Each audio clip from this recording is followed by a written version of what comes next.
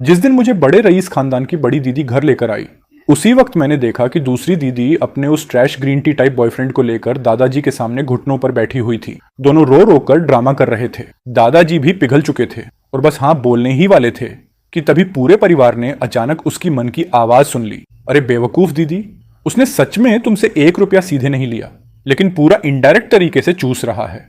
उसे कुछ खरीदना होता है तो तुरंत कोई सैड स्टेटस डाल देता है और तुम जैसी भोली लड़की फिर फंस जाती हो। हर बार कोई ना कोई बहाना बनाकर तुम खुद ही उसके लिए गिफ्ट्स लेकर पहुंच जाती हो। दूसरी दीदी हर चीज में परफेक्ट है, बस पैदा होते वक्त आईक्यू में रिचार्ज करवाना भूल गई थी। दीदी उसे अपना सच्चा प्यार समझती है, लेकिन उसकी नजरों में दीदी बस एक सब्स्टिट्यूट है, एक एटीएम मशीन। जिस दिन उसका असली प्यार वापस आएगा, सबसे पहले बलि चढ़ने वाली दीदी ही होगी। दूसरी दीदी अंदर तक हिल गई।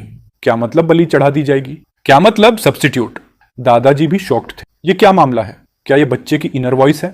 उन्होंने चुपके से सबके रिएक्शंस देखने शुरू किए और तभी उनकी नजर अपनी सबसे काबिल पोती बड़ी दीदी पर पड़ी।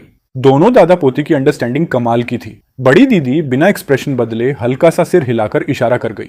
साफ था कि वो भी वही सोच चुकी थी। दोनों ने फिलहाल चुप रहकर सिचुएशन देखने का फैसला किया। उधर लड़के को कुछ समझ ही नहीं आया कि कुछ मिनटों में माहौल कितना बदल चुका है। उसने देखा कि दूसरी दीदी बार बार उसे देख रही है, लेकिन उसने ध्यान नहीं दिया। उसे लगा शायद नया लड़का देखकर क्यूरियोसिटी हो रही होगी, लेकिन उसके मन में दूसरी दीदी के लिए पूरी सिंपैथी चल रही थी। असल में वो लड़का और उसकी असली गर्लफ्रेंड दोनों मिलकर गेम खेल रहे थे। इस बार वो दूसरी दीदी के पास सिर्फ इसलिए आया था क्योंकि उसका अपनी गर्लफ्रेंड से झगड़ा हुआ था। वो दूसरी दीदी को इस्तेमाल करके उसे जेलस करना चाहता था। साथ में उसे फ्री इमोशनल सपोर्ट भी मिल रहा था। ऊपर से दीदी खूबसूरत भी थी और पैसे वाली भी। जिस दिन दोनों पैचअप कर लेंगे, सबसे पहले लात मारकर बाहर फेंकी जाने वाली दीदी ही होगी। बड़ी दीदी ये सुनकर ऑलमोस्ट कंट्रोल खो बैठी। उसने गहरी सांस ली। अगर सिर्फ पैसे का नुकसान होता तो वो मैटर नहीं करता था। उसने कई बाचान का हाथ पकड़कर दादाजी के सामने कहा, जो भी हो, बाचान ने कभी मेरी जान बचाई थी। अगर वो नहीं होता तो आज मैं भी नहीं होती। दादाजी, क्या ये किसी भी चीज से ज्यादा इंपॉर्टेंट नहीं है? दादाजी ने तिरस्कार से होंठ सिकोड़ दिए। होश में आ जाओ, पुराने जमाने खत्म हो चुके हैं। अब कोई जान बचाने के बदले शादीवाड़ी नहीं करता। वो अब भी और ताना मारते, उससे पहले ही फिर वही बेधड़क इनर वॉइस गूंज उठी। सही कहा। वैसे इस काइबा चांद ने दूसरी दीदी की जान बचाई कब थी? दादाजी जो उठने वाले थे तुरंत रुक गए। बूढ़ा लोमड़ी जैसा चालाक आदमी तुरंत क्लू पकड़ चुका था। उन्होंने कैजुअली पूछा, तुम उस कॉलेज वाले शिपरेक एक्सीडेंट की बात कर रहे हो जब वो सुनसान आइलैंड पर फंस गई थी? दूसरी दीदी भले प्यार में अंधी थी, लेकिन अब उसे भी लग गया कि दादाजी कुछ कैलकुलेट कर रहे हैं। हाँ, वही समुद्र वाला हादसा। लड़का तुरंत अपने दिमाग में मेमोरीज खंगालने लगा। अचानक उसे कुछ याद आया। ओह माय गॉड, दूसरी दीदी तो बहुत बुरी तरह फंसी हुई है। दूसरी दीदी मन ही मन सोचने लगी, अब मैं कहां फंस गई? जल्दी बताना। शायद दूसरी दीदी को अभी तक नहीं पता, उस शिप क्रैक में असल में किबाचान ने उन्हें किनारे नहीं पहुंचाया था। उस वक्त तो वो खुद अपनी जान बचाने में लगा हुआ था। दीदी को किनारे तक एक डॉल्फिन ने धक्का देकर पहुंचाया था। दूसरी दीदी को जैसे जोरदार बिजली का झटका लगा। फिर भी, लेकिन काइबा चांद ने सच में पूरे 1 दिन और 1 रात मेरी देखभाल की थी। उसने मेरे ऊपर घास की चादर भी डाली थी ताकि मुझे ठंड ना लगे। लेकिन तभी उसकी इनर वॉइस ने सीधा क्रिटिकल हिट मार दिया। देखभाल? ये तो बड़ा एग्जैजरेशन है। वो घास की चादर इसलिए नहीं डाली थी कि दीदी को गर्मी मिले, बल्कि इसीलिए कि अगर दीदी मर जाए तो बॉडी सड़कर बदबू ना करे। असल में उस पूरे दिन रात दीदी अपनी किस्मत से खुद बची रही। काइबा चांद तो बस तब वहां से गुजरा जब दीदी होश में आई ही थी। उसने मौका देखकर खुद को लाइफ सेवर बता दिया और दूसरी दीदी ने बिना सोचे उस पर पूरा भरोसा कर लिया। उसे अपना सच्चा प्यार समझ लिया और मुट्ठी भर भर के पैसे लुटाने लगी। अगर सच में एहसान चुकाना था तो ओशन प्रोटेक्शन एसोसिएशन को डोनेशन देना चाहिए था। पूरा माहौल अचानक सन्नाटे में डूब गया। काइबा चांद को समझ नहीं आया कि चेन परिवार का एटीट्यूड अचानक क्यों बदल गया, लेकिन उसके लिए तो ये अच्छी बात ही थी। उसने मुस्कुराकर कहा, देखा ना, तुम्हारे परिवार को हमारे रिलेशनशिप से कोई प्रॉब्लम नहीं है। ये तो बहुत अच्छी बात है। दूसरी दीदी अचानक बोली, अभी मुझे उस साल समुद्र में गिरने वाला हादसा याद आया। मुझे ऐसा लग रहा है जैसे मैंने सच में डॉल्फिन की परछाई देखी थी। बाचान, तुम्हें इसके बारे में कुछ याद है?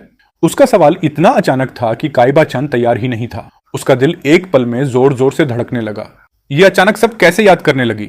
उसने खुद को संभालते हुए कहा, तुम्हें गलतफहमी हुई है, मुझे कुछ याद नहीं। वो शांत बनने की कोशिश कर रहा था, लेकिन उसकी घबराहट सब कुछ बता चुकी थी। दूसरी दीदी ने उसे गहराई से देखा। उसकी आवाज अचानक बर्फ जैसी ठंडी हो गई। काइबा चांद, तुम झूठ क्यों बोल रहे हो? जैसे ही अभी ये बात हुई, मुझे सब याद आ गया।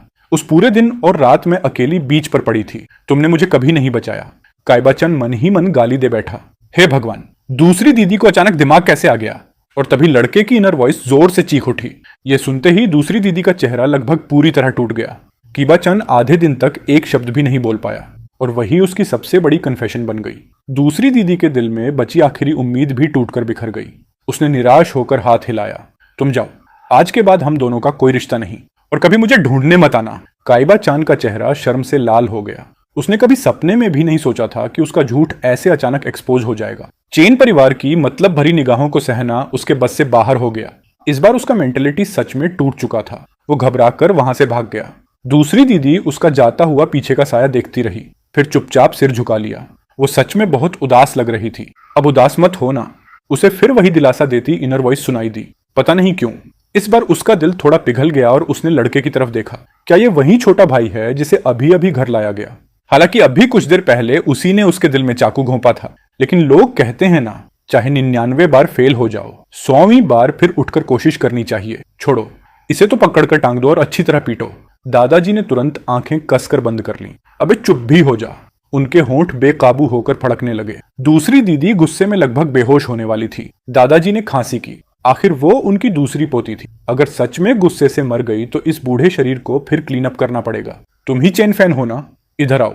अचानक नाम लेकर बुलाए जाने पर उसे आखिर याद आया कि वो यहाँ फैमिली रिकॉग्नाइज करवाने आया है। वो तुरंत भाग कर आया। जी दादाजी। नमस्ते दादाजी। दादाजी ने गंभीरता से सिर हिलाया। चेन इंगजन इतने सालों से बिजनेस वर्ल्ड में तूफान मचाने वाला आदमी था, कम बोलने वाला और रूथलेस इंसान। लेकिन बुढ़ापे में अचानक एक पोता निकल आया। अब उसे खुद समझ नहीं आ रहा था कि उसके साथ कैसे बिहेव करे। हालांकि पहले से करवाई गई इन्वेस्टिगेशन के हिसाब से एक बात तो क्लियर थी। सबसे पहले लड़के को पैसे की कमी नहीं होनी चाहिए, वरना भविष्य में सिर्फ कुछ पैसों के लिए उसे झुकना पड़ सकता है। ये सोचकर दादाजी ने अपनी छड़ी ठकठकाई।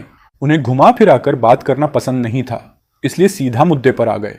पहली बात, घर वापस आने पर तुम्हारा स्वागत है। दूसरी बात, अब जब तुम चैन परिवार में लौट आए हो तो तुम्हें कुछ रूल्स फॉलो करने होंगे। Rule number 1। उसे अचानक लगा जैसे वो घर नहीं बल्कि फिर से स्कूल आ गया हो। दादाजी कहीं सेलिब्रिटी नहीं, टीचर तो नहीं थे, या फिर सारे लीडर्स ऐसे ही भाषण देते हैं। अगर आगे जाकर बाहर काम करना पड़ा तो कहीं मीटिंग में ही सो ना जाऊं। कितना बोरिंग है। दादाजी ने यह सुनते ही आलस भरी नजर उससे मिलाई। लड़का बाहर से सीधा साधा बैठा था, इसलिए उन्हें कुछ शक नहीं हुआ। वो मुंह में रूल्स बड़बड़ाते रहे, लेकिन उन्हें क्या पता था कि इंसान जब बहुत फ्री हो जाता है तो कैसी कैसी फालतू बातें सोचता है। जैसे अभी लड़का दादाजी को ऊपर से नीचे तक स्कैन कर रहा था। धीरे धीरे उसकी नजर दादाजी के बाईं हाथ के निशान पर जाकर रुकी।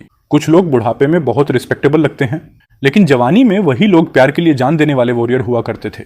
ये सुनते ही बड़ी और दूसरी दीदी, जो दादाजी के एंडलेस लेक्चर से बचने के लिए स्टेल्थ मोड में निकलने वाली थी, अचानक फ्रीज हो गई।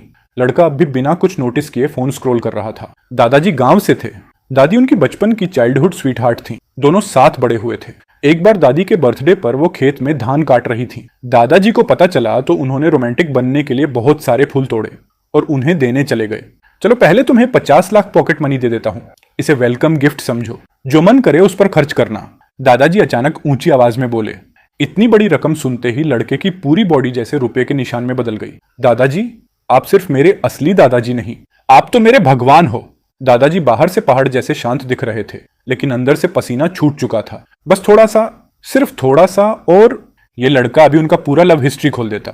थोड़ी दूर खड़ी बड़ी और दूसरी दीदी ये देखकर अंदर से टूट गई। आगे क्या हुआ, जल्दी बोलना। बिना फेस दिखाए यूट्यूब से 1 लाख प्लस रुपए महीना कमाना चाहते हो? मैंने जो कुछ सीखा और अप्लाई किया सब इस ई बुक में स्टेप बाय स्टेप शेयर किया है। लिंक डिस्क्रिप्शन और पिन कमेंट में है। क्या सिर्फ 50 लाख से चुप हो गया? ऐसे बिहेव कर रहा है जैसे हमने कभी पैसे दिए ही ना हो। इतने थोड़े पैसों में ही दिल हिल गया। सच में बहुत वीक है। इसे बाहर दुनिया दिखानी पड़ेगी। दादाजी ने सक्सेसफुली 50 लाख देकर उसकी इनर वॉइस को वहीं क्रेडल में दबा दिया। अब उन्होंने तय किया कि लड़के को हमेशा किसी काम में बिजी रखना पड़ेगा, वरना खाली बैठकर वो फिर उनकी पुरानी लव स्टोरीज खोदने लगेगा। सच कहें तो दादाजी खुद बहुत क्यूरियस थे। आखिर इस लड़के को इतनी सीक्रेट बातें पता कहां से चलती हैं, यहां तक कि उनकी एम्बेरसिंग ब्लैक हिस्ट्री भी। इस लड़के का मुंह, सच में इसे प्यार भी करूं या पीटूं भी समझ नहीं आता। फिलहाल उन्होंने ये बात साइड में रख दी। बड़ों से मिली गाइड के हिसाब से उन्होंने अपने छोटे नोटबुक में बाकायदा बच्चों को संभालने का मैनुअल लिखा हुआ था। उस मैनुअल के रूल नंबर 2 के मुताबिक जब बच्चे के पास पैसा आ जाए तो उसे हर तरह की खूबसूरत लड़कियां दिखानी चाहिए, अपर क्लास से लेकर नॉर्मल तक सब, ताकि भविष्य में किसी गली मोहल्ले की चालाक लड़की उसे बेवकूफ बनाकर ना ले जाए। और आज उसके लिए परफेक्ट मौका था। दादाजी ने अपनी सबसे भरोसेमंद पोती बड़ी दीदी की तरफ देखा। आज दोपहर तुम्हें कंपनी जाना है ना, इसे भी साथ ले जाओ। बड़ी दीदी तो पहले से ही उसे बाहर की दुनिया दिखाने का सोच रही थी, इसलिए उसे कोई दिक्कत नहीं हुई। उसने उसकी तरफ देखकर पूछा, तुम यहीं रुकना चाहते हो या फिर मेरे साथ कंपनी चलोगे? ये लोग आखिर पकाना क्या चाहते हैं? लगता है सब पहले से ही पूरा सेट करके बैठे हैं। लेकिन कोई बात नहीं, 50 लाख के खातिर मैं ईंट की तरह हूं, जहां लगाना हो उठा के रख दो। Helicopter take off. जी। वो आज्ञाकारी बच्चे की तरह सिर हिलाकर मान गया। बड़ी दीदी खुद को रोक नहीं पाई और उसे कुछ बार और देखने लगी। ये लड़का सच में मल्टीपल पर्सनैलिटी वाला तो नहीं है? दूसरी दीदी को दादाजी के जजमेंट का सामना करने के लिए वहीं रुकना था, इसलिए वो साथ नहीं जा सकी। बाहर निकलने से पहले बड़ी दीदी ने ऐसे कैजुअली पूछा जैसे बस यूं ही बात कर रही हो, तुम बार बार दादाजी के हाथ को क्यों देख रहे थे? कुछ प्रॉब्लम है क्या? उसने अपनी बड़ी बड़ी आंखें झपकाईं।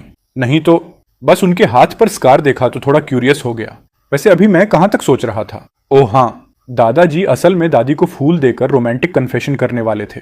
उन्होंने फूल उठाया भी था, लेकिन तभी जब दोनों रोमांटिक हग करने ही वाले थे, दादाजी गलती से मुर्गी की बीट पर पैर रख बैठे, एकदम फिसले और पूरे पहाड़ से लुढ़कते हुए सीधे गायों के गोबर वाले गड्ढे में जा गिरे। ऊपर से मुंह के बल गिरे अलग, हाथ भी छिल गया। बड़ी दीदी ने पूरी जान लगाकर खुद को रोकने की कोशिश की, लेकिन आखिर में हंसी फूट ही गई। पीछे खड़ी अपनी बड़ी पोती को अचानक हंसते देखकर बूढ़े दादाजी का चेहरा लाल हो गया। उनकी आंखों से खतरनाक चमक निकल रही थी। उन्होंने मन ही मन इन दोनों शरारती बच्चों का हिसाब लिख लिया। बस इंतजार करो, बूढ़े आदमी का रिवेंज बहुत डरावना होता है। उधर लड़का तो सिर्फ 14 साल का बच्चा था, उसके मन में कोई बुरी भावना नहीं थी, वो तो बस मन ही मन सोच रहा था। असल में खतरनाक तो उसकी दोनों बड़ी बहनें थीं। बड़ी दीदी ने छींक मारी और अपने साथ इस गॉसिप किंग को लेकर कंपनी पहुंच गई। उसे लगा अगर वो ज्यादा देर चुप रहा तो माहौल ऑकवर्ड हो जाएगा, इसलिए उसने क्यूरियोसिटी से पूछा, दीदी आपकी कंपनी कैसी है? बड़ी दीदी ने कैजुअल अंदाज में जवाब दिया, बस ठीक ठाक है। स्केल बहुत बड़ा नहीं है, इनकम भी बस ठीक है, लेकिन फ्यूचर में अगर तुम गर्लफ्रेंड ढूंढो तो कम से कम हमारी कंपनी जितने लेवल वाली लड़की ढूंढना। कंडीशंस ज्यादा टफ नहीं है। गाड़ी कंपनी बिल्डिंग के नीचे जाकर रुकी। उसने गर्दन पीछे मोड़ी, इतनी मोड़ी कि लग रहा था अभी टूट जाएगी, फिर भी बिल्डिंग की छत दिखाई नहीं दी। तो ये होता है स्केल बड़ा नहीं। मतलब बड़ी दीदी चाहती हैं कि मैं जिंदगी भर सिंगल रहूं। सपने में भी नहीं सोचा था। जब वो ये सोच रहा था, बड़ी दीदी ने संयोग से सब सुन लिया। उसने भौं उठाई और हल्के से उसके सिर पर थपकी मारी। क्या देख रहे हो, जल्दी अंदर चलो। सबसे ऊपर वाली मंजिल पूरी की पूरी CEO ऑफिस एरिया थी। बड़ी दीदी जाकर अपनी डेस्क पर बैठ गई। मेरी अभी एक वीडियो मीटिंग बाकी है, तुम पहले बाहर जाकर खेल लो, बाद में मैं तुम्हें कंपनी घुमाऊंगी। उसने ध्यान से कुछ देर सुनने की कोशिश की, लेकिन जल्दी ही इंटरेस्ट खत्म हो गया। उसकी नजर फिर बड़ी दीदी पर टिक गई, जो पूरी सीरियसनेस से काम कर रही थी। साइड एंगल से बड़ी दीदी कितनी खूबसूरत लग रही है। उसकी ये सिंप वाली इनर वॉइस सुनकर बड़ी दीदी के होंठ हल्के से ऊपर उठ गए। ऐसा नहीं था कि उसने पहले कभी अपनी तारीफ नहीं सुनी थी। सच तो ये था कि बचपन से इतने कॉम्प्लीमेंट सुने थे कि कान पक चुके थे, लेकिन उनमें कितने लोग सच बोलते थे कौन जाने। ये लड़का अलग था, वो सच में दिल से ऐसा सोच रहा था, फिर वो खुश क्यों ना होती। लेकिन तभी उसकी लंबी भारी सांस फिर सुनाई दी। इतनी सुंदर वुमन, लेकिन उसकी सबसे ट्रस्टेड सेक्रेटरी पहले से ही राइवल कंपनी के साथ मिली हुई है। जल्द ही उसे फंसाकर जेल भेजा जाएगा, ऊपर से फाइनेंशियल क्राइम का इल्जाम भी लगेगा। उस सेक्रेटरी ने कई सालों से सीक्रेटली फेक अकाउंट्स बनाए हुए हैं। अब मैं क्या करूं? दीदी को कैसे वार्निंग दूं कि उन्हें शक भी ना हो? मैंने कंपनी का कोई प्रोजेक्ट तक ज्वाइन नहीं किया। अगर अचानक बोल दूं तो बहुत सस्पिशियस लगेगा, लेकिन अगर कुछ ना किया तो बड़ी दीदी सच में जेल चली जाएंगी। बड़ी दीदी का चेहरा तुरंत ठंडा पड़ गया। उन्होंने हाथ में पकड़ा कॉफी कप जोर से टेबल पर पटका। वो घबराकर सिर उठाने लगा। तभी अंदर आया फाइनेंस डिपार्टमेंट का मैनेजर भी डर गया। प्रेसिडेंट चेन, कोई प्रॉब्लम है क्या? बड़ी दीदी ने शांत आवाज में कहा। अचानक याद आया कि काफी समय से अकाउंट्स चेक नहीं किए। तैयारी करो, पिछले कुछ सालों के सारे फाइनेंशियल रिकॉर्ड्स मुझे भेजो। फाइनेंस मैनेजर को कुछ समझ नहीं आया, लेकिन उसने और कुछ पूछने की हिम्मत नहीं की। वो तुरंत तैयारी करने चला गया। लड़का आंखें झपकाने लगा। बड़ी दीदी अचानक अकाउंट्स चेक करने क्यों लगी? क्या अभी इस अंकल मैनेजर ने कुछ बोला था?